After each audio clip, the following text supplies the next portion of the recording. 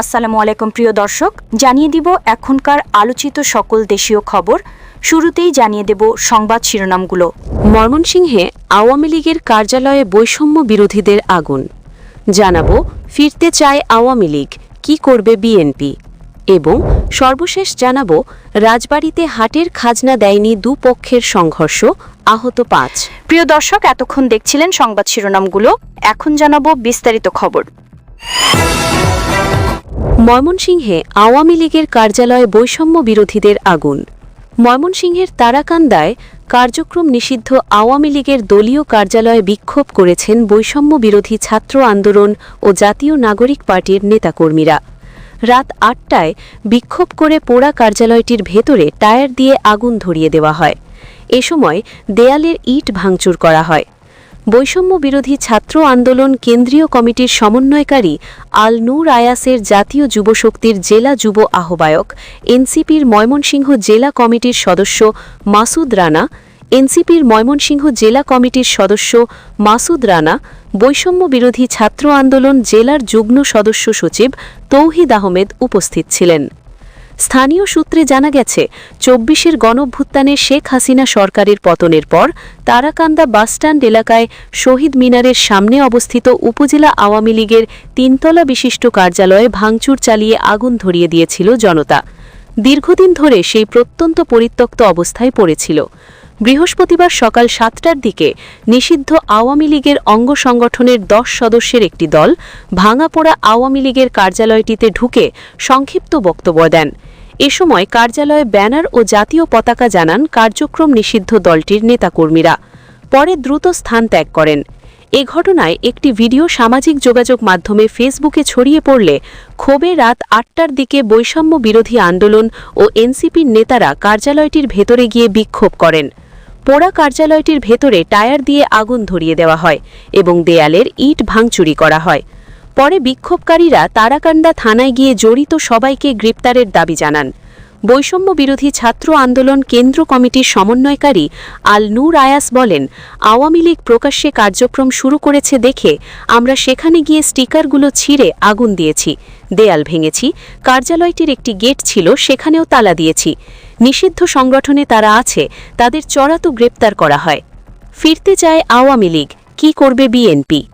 দীর্ঘ ১৮ মাস সাংগঠনিক স্থবিরতার পর আবারও রাজনৈতিক অঙ্গনে সক্রিয় হওয়ার চেষ্টা করছে কার্যক্রম নিষিদ্ধ আওয়ামী লীগ।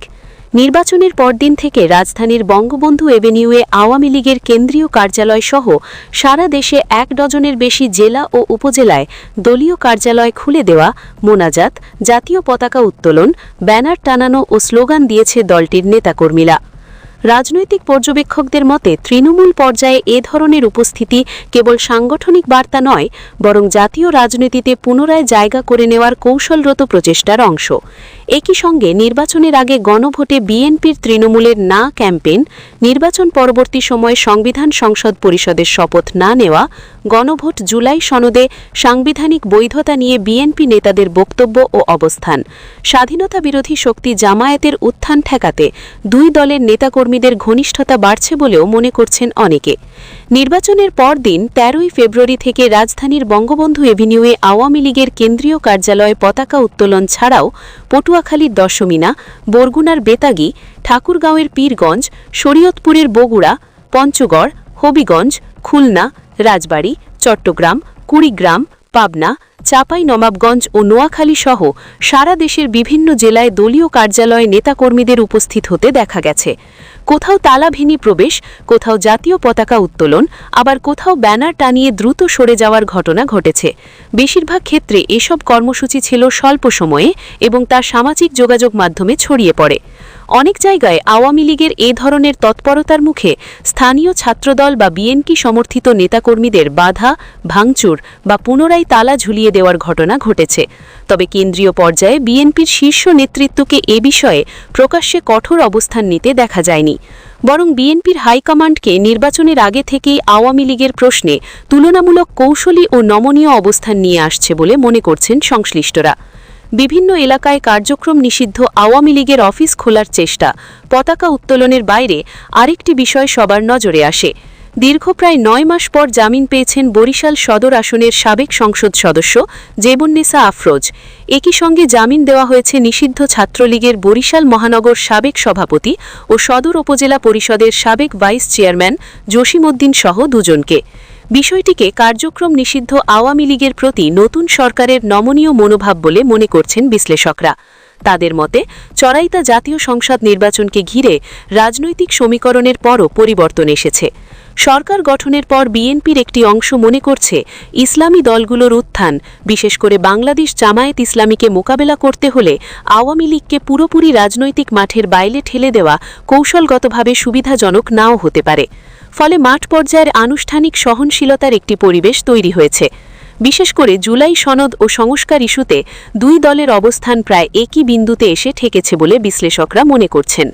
বর্তমান সংসদে বিরোধী দলগুলোর সঙ্গে বিএনপির যে টানাপড়ন তৈরি হয়েছে তার কেন্দ্রে রয়েছে সংবিধান সংস্কার পরিষদের শপথ না নেওয়া ও জুলাই সনদের বাস্তবায়ন প্রশ্ন।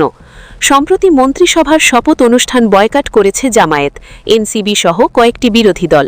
তাদের অভিযোগ জুলাই সনদের প্রতিশ্রুতি বাস্তবায়নে সরকার আন্তরিক নয়।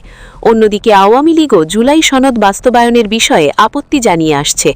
দলটির নেতাদের আনুষ্ঠানিক বক্তব্যে শোনা যাচ্ছে জুলাই সনদ কার্যকর হলে তাদের সাংগঠনিক ও রাজনৈতিক অবস্থান আরও দুর্বল হতে পারে। ফলে এই ইস্যুতে বিএনপি ও আওয়ামী লীগের মধ্যে নীরব সমঝোতার একটি ক্ষেত্র তৈরি হয়েছে। এমন ধারণা রাজনৈতিক অঙ্গনে জোরালো হচ্ছে। নির্বাচনের আগেও গণভোট ইস্যুতে আওয়ামী লীগ না ভোটের পক্ষে প্রচারণায় সক্রিয় ছিল।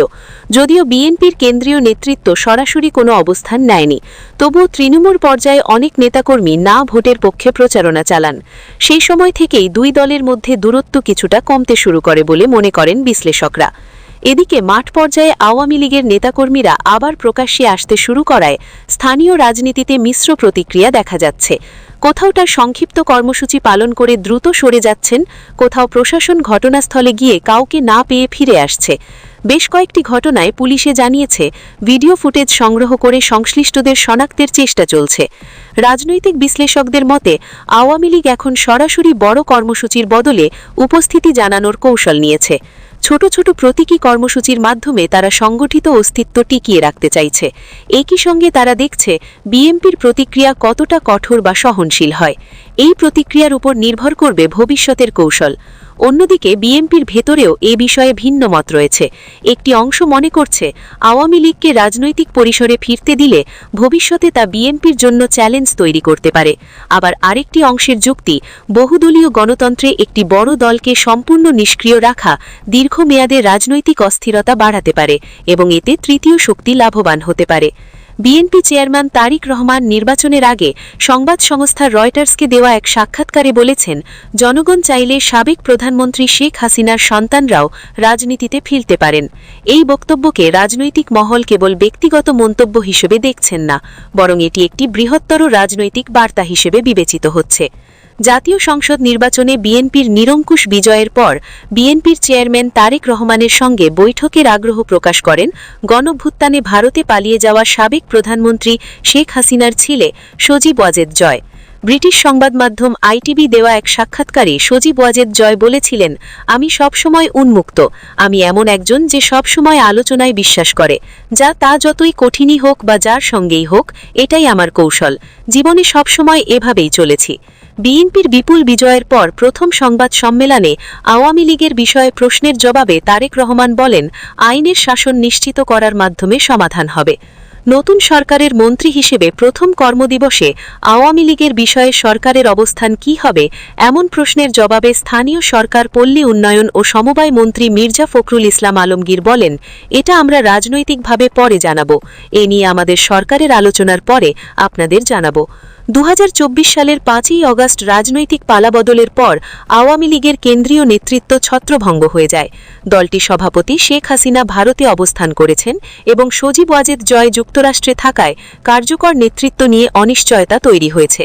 এমন পরিস্থিতিতে সাংগঠনিক পুনর্গঠন ও রাজনীতিতে ফেরার প্রশ্নটি অনেকাংশে বর্তমান রাজনৈতিক পরিবেশ এবং বিএনপির চেয়ারম্যান ও বর্তমান প্রধানমন্ত্রী তারিক রহমানের উপর নির্ভর করছে। বিশ্লেষকদের মতে প্রকাশ্যে সমঝোতা না থাকলেও আওয়ামী লীগ ও বিএনপির মধ্যে একটি নীরব সমীকরণের আভাস মিলছে।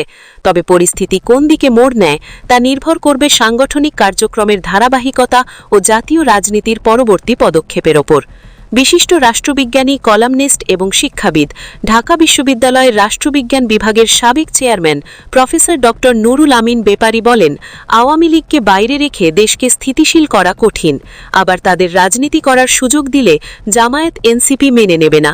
18 থেকে 30 বছর বয়সী ভোটাররাও এটা মেনে নেবে না। স্থানীয় সরকার নির্বাচনে প্রভাব পড়বে। তাহলে বিএনপি কি করতে পারে? এই প্রশ্নের জবাবে তিনি বলেন, আওয়ামী লীগের বিচার করতে হবে। তাহলে হয়তো তারা ধীরে ধীরে আসতে পারে, কিন্তু হঠাৎ করে যদি তাদের রাজনীতি করার সুযোগ দেওয়া হয় তবে তা বিএনপির জন্য চ্যালেঞ্জ হয়ে দাঁড়াবে। প্রিয় দর্শক, এই ছিল এখনকার গুরুত্বপূর্ণ নিউজ। আরও গুরুত্বপূর্ণ নিউজ নিয়ে ফিরছি কিছুক্ষণের মধ্যে। নিউজগুলো সবার আগে দেখার জন্য এই চ্যানেলটি সাবস্ক্রাইব করে আমাদের সাথে থাকুন। ধন্যবাদ।